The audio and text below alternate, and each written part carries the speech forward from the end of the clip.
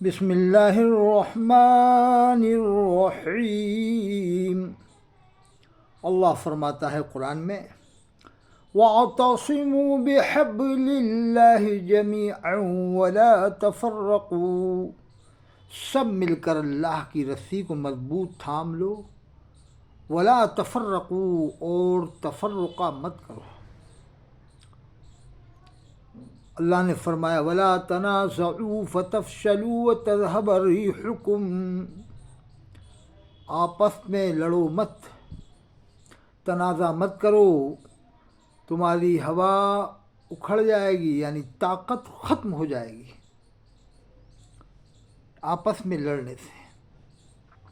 آج کی ویڈیو میں بنا رہا ہوں کہ امت کے اندر جو اختلافات ہیں بہت زیادہ ہیں۔ جیسے علماء بریلی کے اکثر علماء ایک حدیث زیادہ پڑھتے ہیں، وہ حدیث ہے دیوبند والے ہی مانتے ہیں کہ میری امت میں 73 فرقے ہوں گے، 72 جہنم میں جائیں گے، ایک جنت میں۔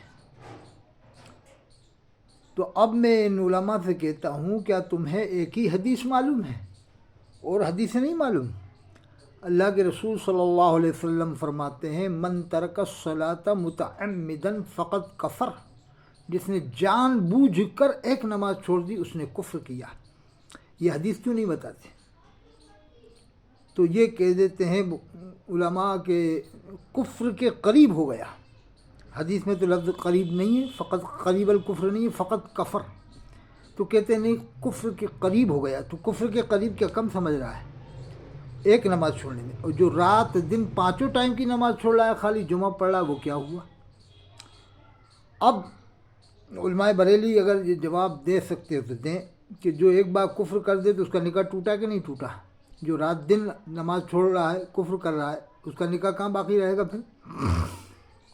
پھر 73 فرقے کا ذکر ہے جس حدیث میں، اس حدیث شریف کا مطلب بھی سمجھنے کے لیے بڑے بڑے علماء کی کتابیں پڑھنا پڑیں گی۔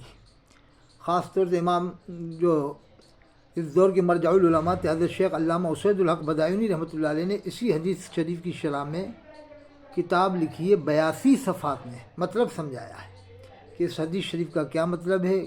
چاروں اماموں کا، بڑے بڑے اماموں کے قول ہیں اس میں، تو اس کتاب کو پڑھو، جب سمجھ میں آئے گا۔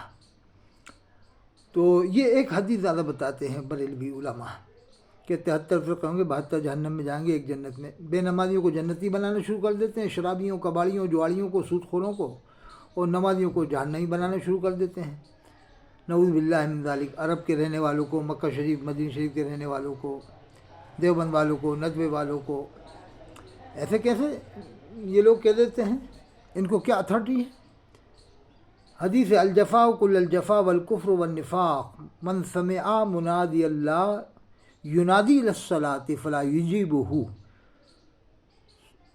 ظلم پر ظلم ہے، سراسر ظلم ہے، کفر ہے اور نفاق ہے۔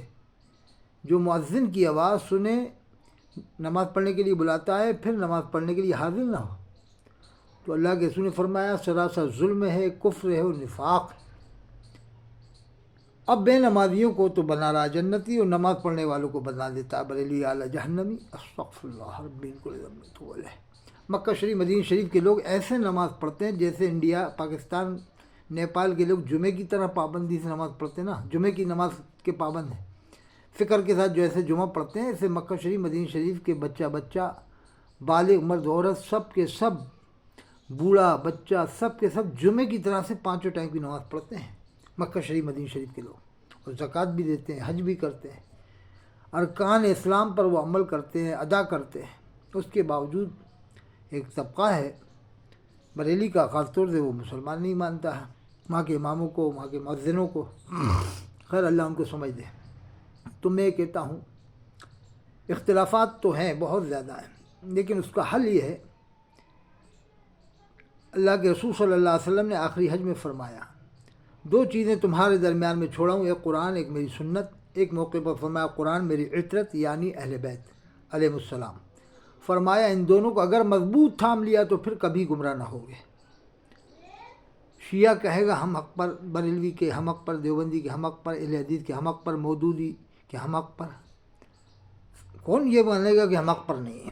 اب میں کہہ دوں کسی ایک جماعت کے بارے میں کہ بھائی اسے حق پر مان لو تو کہے گا یہ اس کا دلال ہے، میں کہوں اس کو حق پر مان، ارے یہ اس کا دلال ہے تو سب مسلمانوں میں یہ فرق ہے۔ اللہ کے رسول فرماتے ہیں جس نے لا الہ الا اللہ کہہ دی وہ جنت میں جائے گا۔